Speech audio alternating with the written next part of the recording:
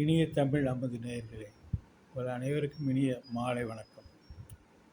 நான் கல்லூரி படிப்பை முடித்துவிட்டு 2 ஆண்டுகள் வேலைக்காக காத்திருந்தேன். அதற்கு பின்னாலே ஒரு தனியார் நிறுவனத்திலே எனக்கு வேலை கிடைத்தது. வேலை கிடைத்ததுக்கு பொழுது நான் அங்கே சென்று ஏறத்தாழ 48 ஆண்டுகள் பணியாற்றினேன். முதலிலே கணக்கு பிரிவிலே பணியாற்றினேன் 18 ஆண்டுகள். அதற்கு பின்னாலே ஒரு 30 ஆண்டுகள் இந்த பர்சனல் டிபார்ட்மெண்ட், எஸ்டாப்ளிஷ்மெண்ட் டிபார்ட்மெண்ட் என்று சொல்வார்கள், அந்த வேலைவாய்ப்பு நிறுவனத்திலே எல்லா பதவியிலேயும் பணிபுரிந்து 2024 உடல்நிலை காரணமாக பணியிலிருந்து விலகினேன். நான் வேலைக்கு சேர்ந்த சமயத்திலே எனக்கு இருந்த தமிழ் ஆர்வம் அப்படியே தொடர்ந்து வந்து கொண்டது. இது தமிழ் ஆர்வம் மிக்க நண்பர்களெல்லாம் அங்கே இருந்தார்கள். அவர்களோடு சில குறிப்பிட்டவர்கள் ஸ்ரீதர் என்பவர், அவர் ஜெயஸ்ரீ என்று படம் போடுவார். நல்ல முறையில் சண்முகம் என்ற ஒரு நண்பர் இருந்தார்.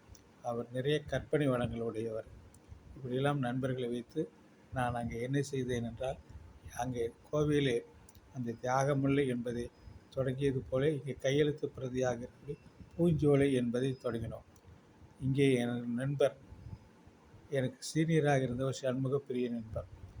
அவர் அங்கேதான் பின்னாலே சினிமா டைரக்டராக உயர்ந்தார்கள்.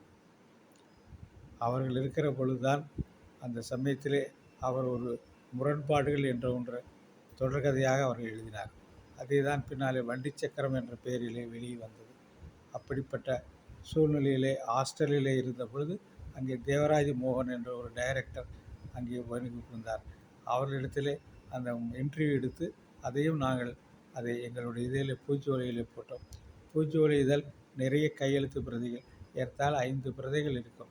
அங்கே ஜிஎம்மாக இருந்தது திரு என் ரவீந்திரநாதன் அவருடைய துணைவியார் யமுனா ரவீந்திரநாதன் அவர்கள் எம்ஏ தமிழ் படித்தவர்கள். அவர்களுக்கு அந்த 15 நாட்களுக்கு வரக்கூடிய அந்த இதழ் வரவில்லை என்றால் உடனடியாக ஏன் என்ன பிரச்சனை என்று கேட்பார்கள். அப்படி நாம் அந்த இடத்திலே அந்த பூஞ்சோலையை மிக சிறப்பாக நடத்தி கொண்டு வந்தோம். இதிலே என்னவென்றால், இங்கே இருக்கக்கூடிய அந்த தனிப்பட்ட நிர்வாகத்திலே இருக்கக்கூடிய பகுதியிலே 3 இதழ்கள் சென்று கொண்டிருக்கிறது. அதே மாதிரி டெலிஃபோன் பவனில் இருக்கிற அந்த சுவிஞர்கள் எல்லாம் அவர்கள் ஒரு பிரதியை வாங்கி கொண்டு போய் அவர்களிடத்திலே வைத்து அதை பார்த்து கொண்டு அவர்களும் சில துணுக்குகளையும் சில கதைகளையும் எழுத ஆரம்பித்தார்கள். இவ்வாறு மிக சீரும் சிறப்புமாக சென்று கொண்டிருந்த பொழுது முதலிலே ஸ்ரீதர் என்ற ஓவியர், அவர் வங்கியிலே வேலை கிடைத்து அவர் சென்றார். எனவே இந்த ஓவியம் வரைவதிலே ஒரு குறைபாடுகள் ஏற்பட்டது.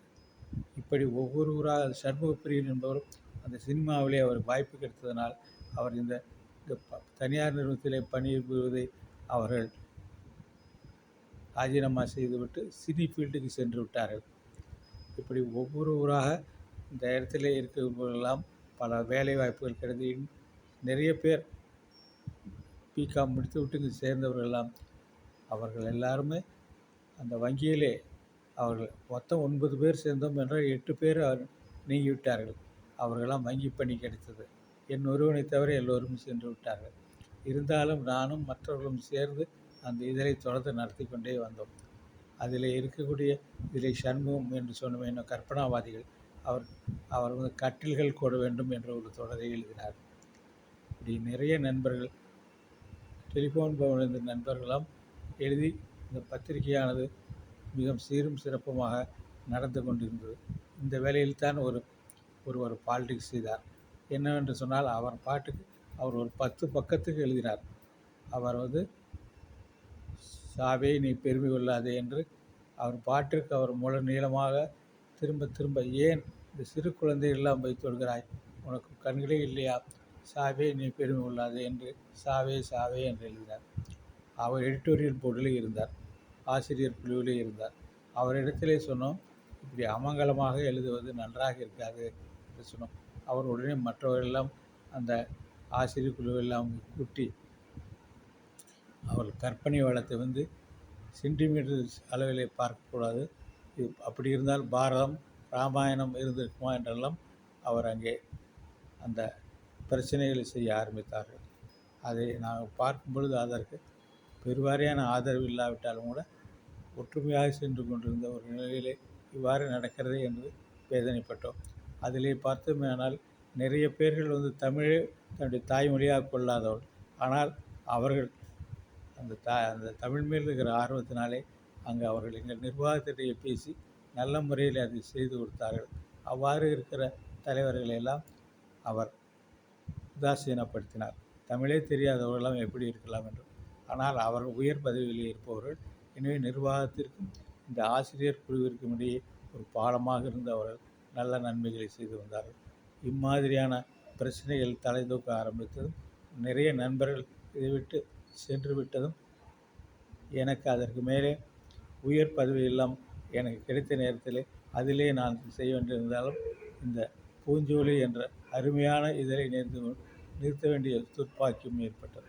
இருந்தாலும் அதை படித்தவர்களும் அது பின்னாலே வேலையை விட்டு சென்றவர்கள் கூட அதை நினைவு கூறுகிற பொழுது மனதிற்கு இதமாக இருந்தது. இப்படி நாங்கள் செய்து கொண்டிருந்த வேலையிலே தான் எனக்கு ஏற்பட்ட பல சூழ்நிலைகளை எடுத்து சொல்ல வேண்டிய அவசியமாக இருக்கிறது. எனவே இந்த சூழ்நிலையிலே நாங்கள் அந்த இதழை நிறுத்த வேண்டிய சூழ்நிலை ஏற்பட்டது.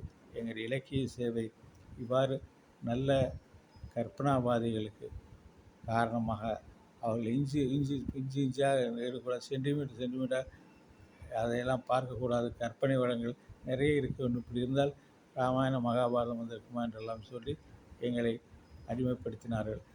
இதை சொல்லவே எங்கள் மனதுக்கு கஷ்டமாக இருக்கிறது. இருந்தாலும் அந்த இதழ் நின்று விட்டது என்பதை சொல்ல வேண்டிய அவசியமாக இருக்கிறது. நன்றி, வணக்கம்.